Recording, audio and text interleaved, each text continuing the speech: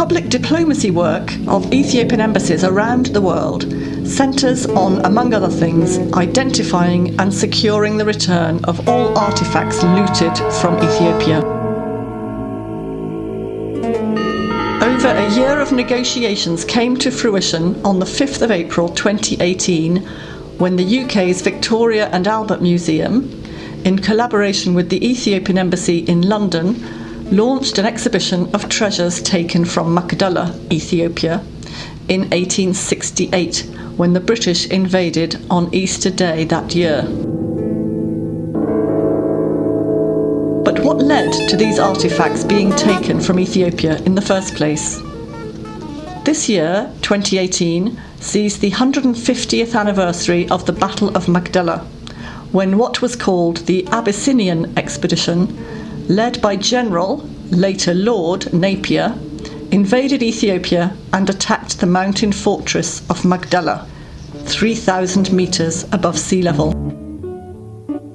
The Ethiopians fought long and hard, but were overwhelmed as they were vastly outgunned by the well-equipped British. Late in the battle, Emperor Tewodros was noted mounted on his white horse, observing the progress of the British army and encouraging his followers to join him in a final struggle.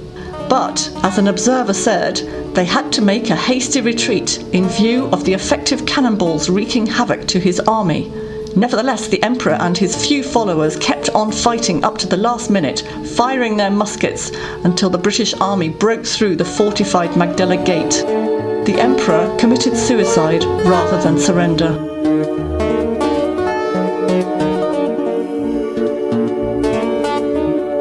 Despite assurances given in advance that Napier only sought the release of British hostages taken by the emperor, when his latest official missives to Queen Victoria had gone unanswered, the troops attacked Maqdala, razing it to the ground and killing its inhabitants, then ransacked the emperor's treasury, carrying off crowns and gold chalices, over 350 manuscripts, at least 11 tabots, which are representations of the Ark of the Covenant, many crosses, necklaces, drums, amulets, and even the emperor's clothes and hair, which were torn from him. It took 15 elephants and 200 mules to transport them to the coast, where they were shipped off to Britain. But in addition, the emperor's 7-year-old son, Alameyu, was also taken off to Britain, where Queen Victoria occasionally took an interest in him. But he led a very lonely life away from his extended family and died from pleurisy, aged 18, and is buried in the grounds of St George's Chapel at Windsor Castle.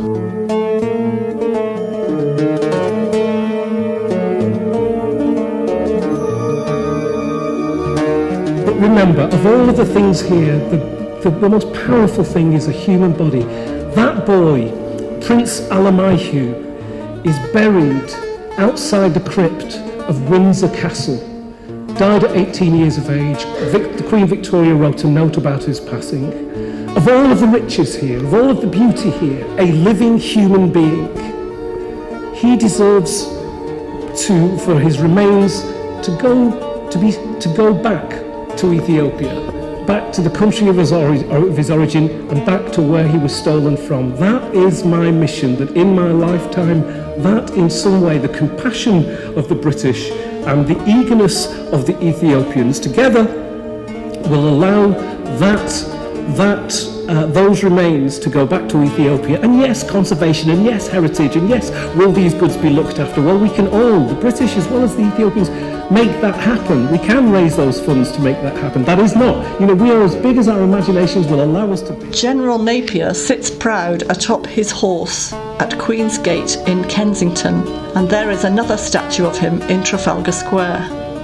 In the past, an element of restitution was officially made, including by the British government in the 19th century, when one of the Kebre Negest, or Book of Kings, was returned after a request from Emperor Johannes in 1872. In the 20th century, one of the crowns, a silver one, was presented to Rastafari in 1924 by King George V and given to Empress Zauditu. In 1965, Emperor Tewodros' seal and cap were returned by Queen Elizabeth II to Emperor Haile Selassie when the Queen made a state visit to Ethiopia. Since 2000, there have been several restitutions by individuals in the UK, including 2 tabots, a book of psalms, a shield, 2 paintings from manuscripts, an amulet belonging to Emperor Tewodros, and most recently, a scroll and necklace returned by the Napier family, given to the Institute of Ethiopian Studies. The Institute awaits future restitution.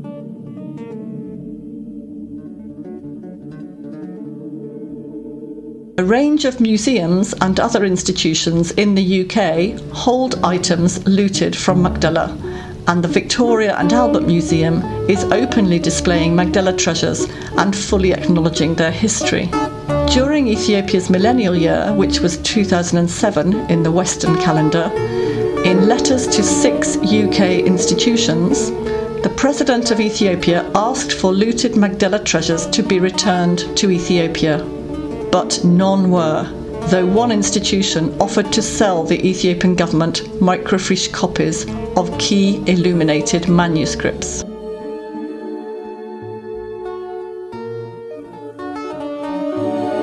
Ethiopia's ambassador to the United Kingdom, His Excellency Haile Mikel Abera Afewerk, said on the occasion of the V&A exhibition launch on the 5th of April that Ethio-British relations are at an all-time high, but that the Battle of Megdala and its aftermath constitute a deeply sad episode in our shared history.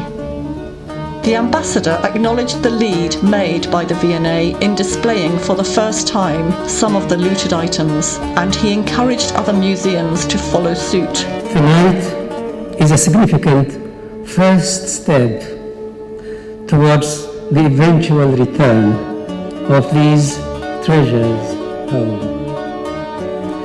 In fact, there is a glorious precedent which can be used as a source of inspiration, not only to the V&A, but to all museums who house other Maqdala artifacts. It is with a sense of gratitude and appreciation that Ethiopia has acknowledged the goodwill gesture of 2 British monarchs who returned priceless items taken away at Maqdala. In 1924, during the state visit to the UK by the then regent and later Emperor Haile Selassie, King George V handed over the coronation crown of Emperor Tewodros to Emperor Haile Selassie.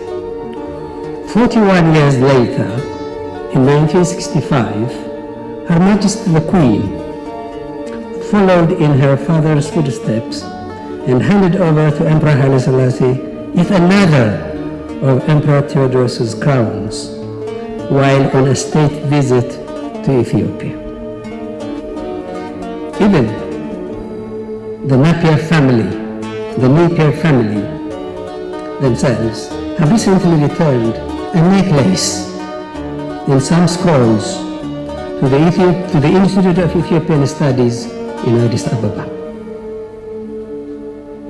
Yet further proof that times change, and so do attitudes. Even back when the looting occurred, opinions were divided. Prime Minister William Gladstone deplored what had taken place and the manner in which the expeditionary force had behaved.